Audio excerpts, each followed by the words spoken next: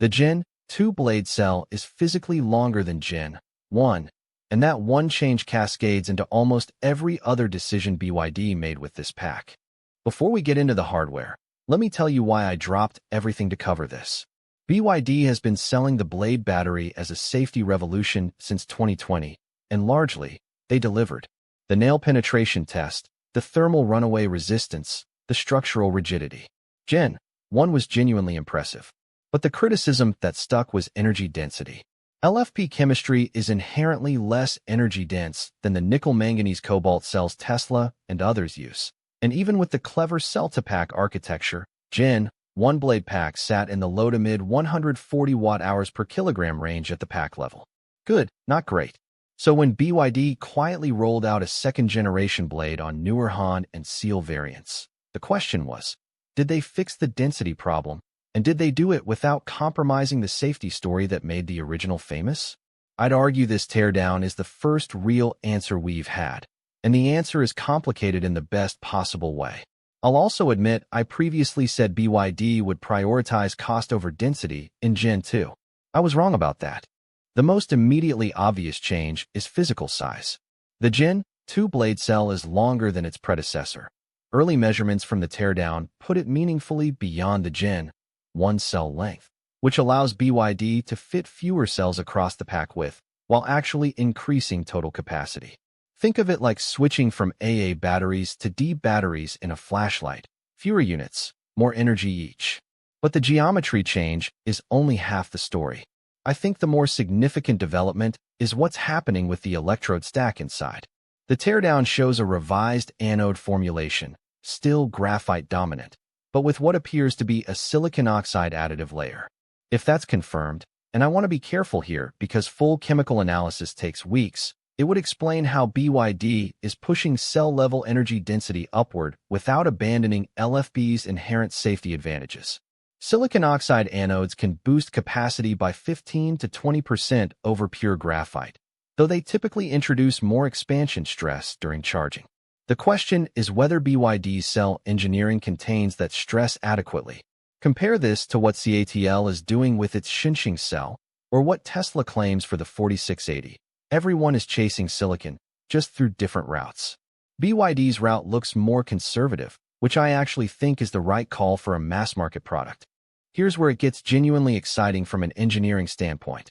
Gen-1 blade was already a cell-to-pack design, meaning the cells themselves act as structural members of the battery housing, eliminating the traditional module layer. Gen-2 takes that further. The teardown reveals a revised bonding system between the cell faces and the pack floor, using what looks like a higher conductivity thermal interface material compared to Gen-1. This matters enormously for fast charging.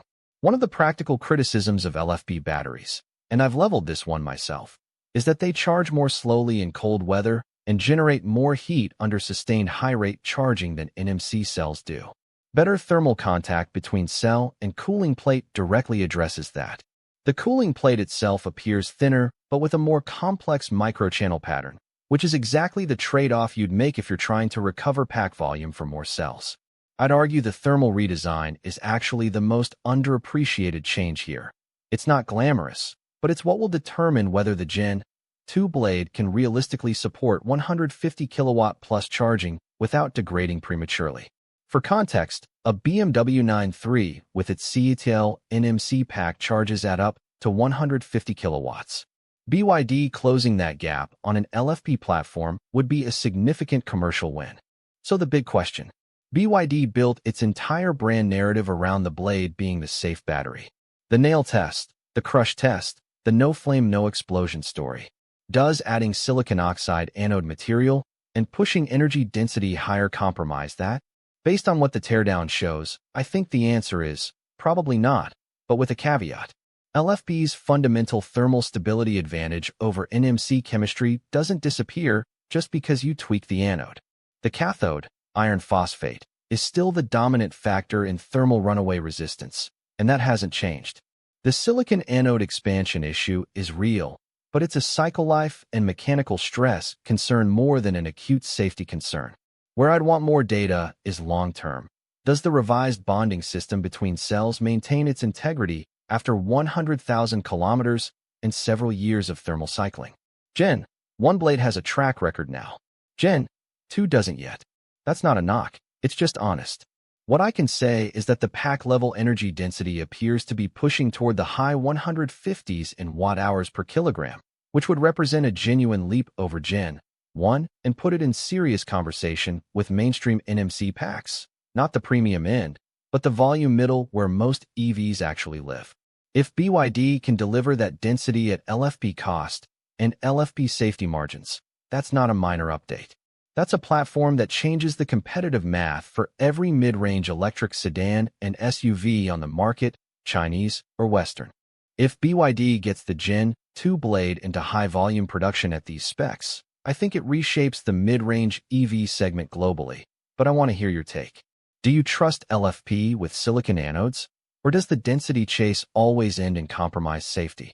Tell me in the comments, and subscribe if you want the follow-up when the full chemical analysis comes in.